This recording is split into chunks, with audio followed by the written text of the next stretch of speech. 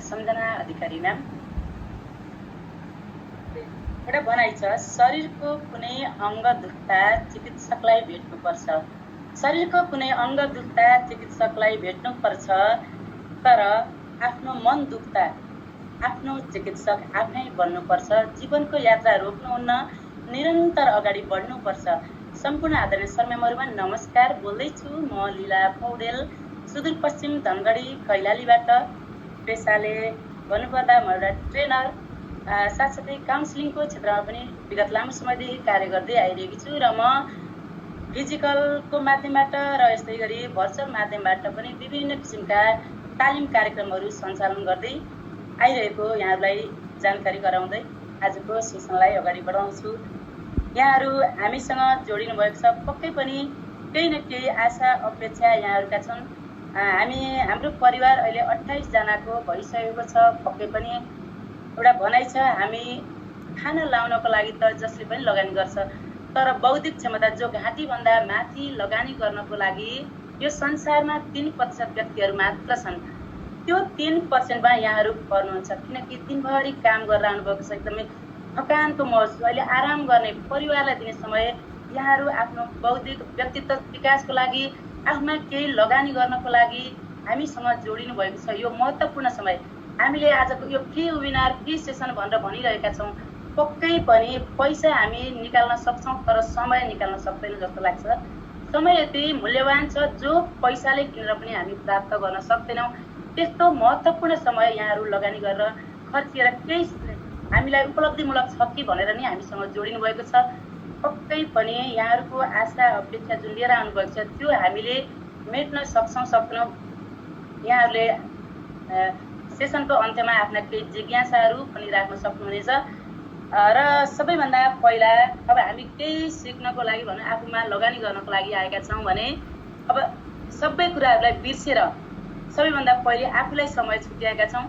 तसर्थ यहाँहरू सबैजनाले क्यामेरा अन गरेर बसिदिनु भयो भने मलाई पनि के हुन्छ त, क्लासलाई यो सेसनलाई अगाडि बढाउन अत्यन्तै आनन्द आउँछ र सहज रूपमा एउटा खुसी, मान्छेलाई एउटा खुसी जब व्यक्ति हुँदैन तब उसले कुनै पनि काममा सफलता हासिल गर्न सक्दैन अरे।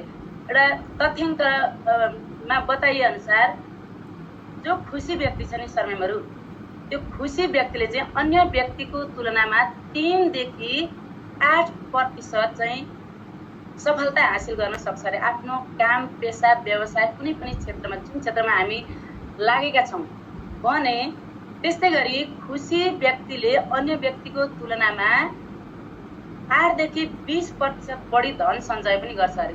यहाँहरू सोझै अनुमान गर्न सक्नुहुन्छ, एउटा व्यापारीकोमा पसलमा जान्छौँ अथवा कुनै कार्यालयमा अफिसमा जान्छौँ, त्यहाँको कर्मचारी जुन व्यवसाय सञ्चालन गर्दै हुनुहुन्छ उहाँकोमा जाँदा उहाँको बोल्ने शैली, उहाँले गर्ने सम्बोधन, रेस्पेक्टका कुराहरू छन्, त्यो देख्दाखेरि हामी सामान्य किन्ने इच्छा छैन भने पनि एउटा त किनिदिइहालौँ न भनेर पक्कै पनि हामीलाई लाग्छ। तसर्थ हामी यहाँ केही सिक्नको लागि आएका छौँ। तसर्थ सबैजनाले क्यामेरा अन गरिदिनु होला।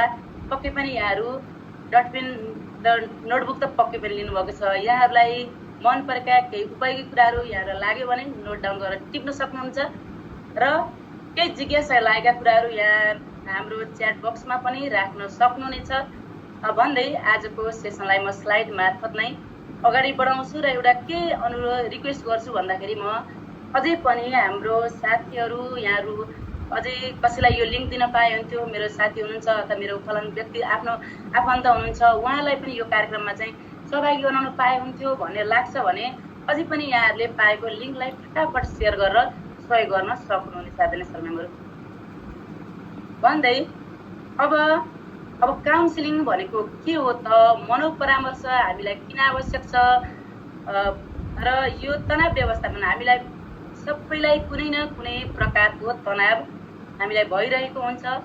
त्यो तनावलाई हामीले कसरी व्यवस्थापन गर्ने भन्ने कुरा थाहा नपाउँदा अथवा आफ्नो पेसा, व्यवसाय, काममा विभिन्न किसिमका समस्याहरू आइरहेका हुन्छन्।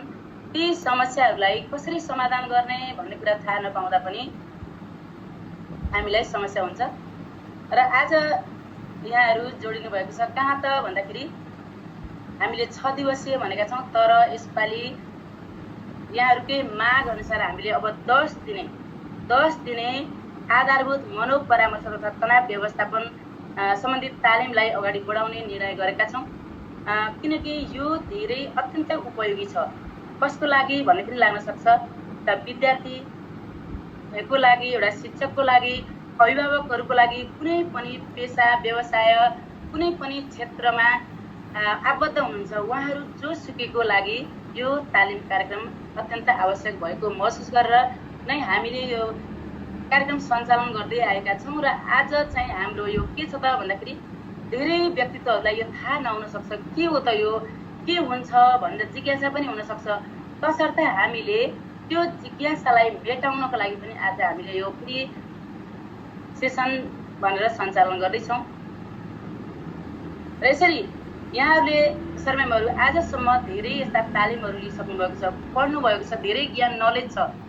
तथापि हामीलाई जति धेरै सिक्छौँ त्यति धेरै अझ सिकाउँ जस्तो लाग्दो रहेछ। यो सिक्ने कुरा भन्ने चाहिँ कहिल्यै पनि अन्त्य हुँदो रहेछ। तसर्थ आज हामीलाई किन मनोपरामर्श आवश्यक छ, यो मनोपरामर्श भनेको के हो, कसरी तनाव व्यवस्थापन गर्न सकिन्छ, र यो सेसनमा हामीले 10 दिनको कार्यक्रमलाई अगाडि बढाइरहँदा त्यो 10 दिनसम्ममा हामीले के कुराहरू सिकाउँछौँ र यो किन आवश्यक छ भन्ने कुराहरूलाई नै विशेष रूपमा हामीले जोड्दै कक्षालाई अगाडि बढाउनेछौँ।